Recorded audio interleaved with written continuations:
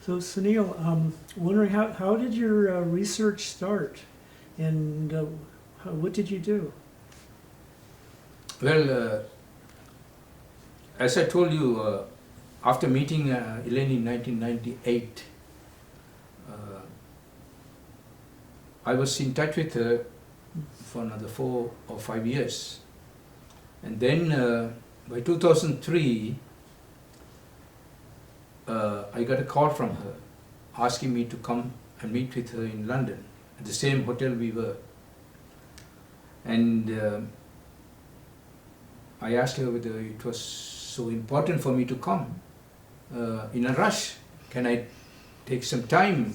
Because I was doing a project at the time as an engineer, and I had an office downtown in Santa Monica Boulevard, and I had to make arrangements to put all this aside and to give responsibilities to my colleagues. And I took a flight to London the following day. And when I met her, she told me a very, I don't know whether it's a very interesting story. She said that she has been to a place called Troyes in France, and she had met with a family by the name of Anna Penis, and after a long chat and by trying to convince me, she tells me that she saw documents that made her believe or convince her that the Magi, one of the Magi's who came to see Jesus, was the father of Jesus. I said, how come? They were from Persia. Sunil, there were documents saying that Jesus, that the Magi mentioned to Mary that Jesus, the Magi came to see the baby Jesus as the son, not as the king of the Persia, saying that it is in the Bible too, that this is the future king of the Jews. So it showed her enough evidence to show that there was evidence that these people, these men who came to see Jesus, had something to do with his birth. And then he told me, Sunil, I had this notion and you had to help me to do the research. I asked her, why me? I'm an engineer. I had no background in archaeology or in history. He said, nobody will walk the trails with me to find the truth. Nobody will venture, nobody will put the effort, nobody will put the energy to walk beside her. But I know you, and that's what I want you. So I promised her, and I slowly faded my engineering practice from that day on. And many times I went to meet with her, and we went to different countries, to Israel, to Turkey, to Afghanistan, to France, to Germany. And we went to Kerala. So that is how we got started. And we were actually not haunting, but we were going around looking for evidences in the libraries, in archaeological sites, talking to professors, talking to priests, monks, and also to everybody we come to know better. Professors from universities, in order to get whatever information they have, and then whatever place or whatever direction we were led to, we went there. Whether it was in Greece or whether it was in Rome. So this is how we got started. And in a very short time, we were able to collect a mound of information before we went to India.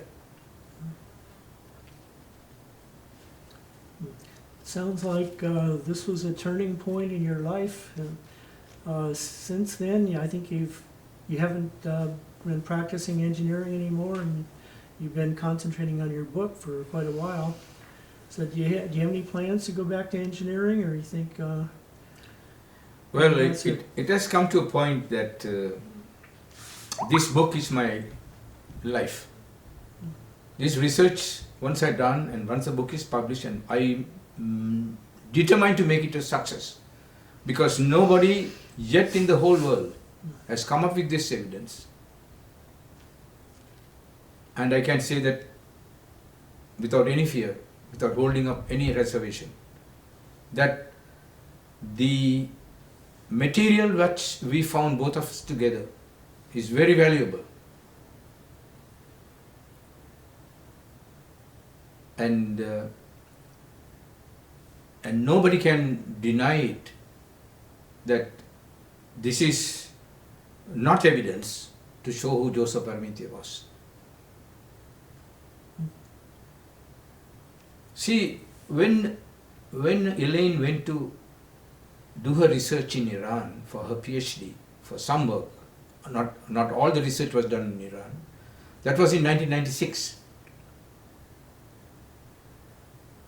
She was, like any other researcher, was in libraries, in archaeological sites, because her subject was archaeology and history. And she was doing all kinds of tests and all that, and she came across two coins. She came across some coins, not two coins, some coins, which she had seen when she was in England, London, which was belonging to Gondopharos. Belonging to Warners. But these coins belong to Warners. So she compared these two coins. These coins had similar features. But they were from a different era. And they were all Roman coins, Greek coins. But she was surprised. But Gondopharos was not in the Roman Empire. Gondopharos was a king who lived in India. And Warners was a king who lived in the Roman Empire. And Gondopharos looked aged, like anybody, and Warners looked young. But there was a lot of similarities. The bandana, the square beard, the sharp nose, the necklace he wore, there were about 5 or 6 similarities of Warners and Gondopharos. So then, that is what ticked her.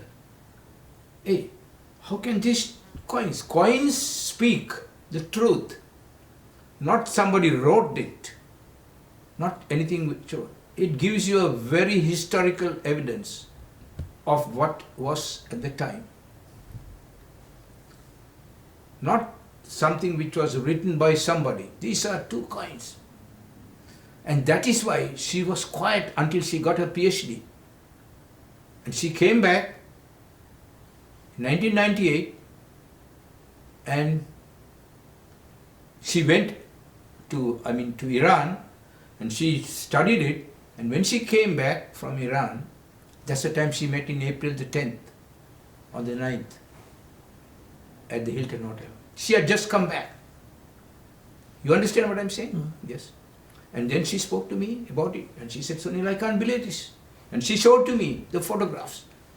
Look at this. And then we both went to the London Museum. I saw Gondopharus coins. I saw Oneness coins. But when I went after that, when she asked me, when I joined her, the curator of the museum would not allow me to look at the coins of Gondopharus. They are not publicly shown. Am I giving you too much detail about this crime? It's good, you asked me. I will give you details. And you will be convinced that there is nothing. This is only the first evidence. This is only one evidence. I will give you much more, another couple of evidence, which will prove who Gondopharus and Oneness is. Once you prove that Gondopharus and Oneness are the same people, which was hidden by the church, then you will know who Joseph Arimathea is. So for the details, I have to read the book, right? No, you can ask me anytime you want, but not right now, but the next session. Okay. Yeah.